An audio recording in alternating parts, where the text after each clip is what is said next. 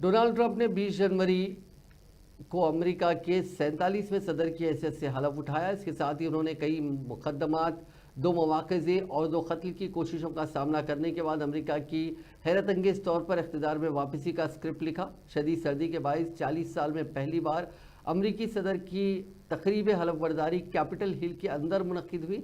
JD वांस ने नायब सदर के तौर पर हलफ लिया। डोनाल्ड ट्रंप के हलफ लेने की इस तकरीब में अरबपति, सनतकार, उनकी काबीना के अरकान और साबिक़ अमरीकी सदूर समेत दीगर मुअज़्ज़िज़ीन ने शिरकत की। Trump do solemnly swear. I, Donald John Trump, do solemnly swear That I will faithfully execute.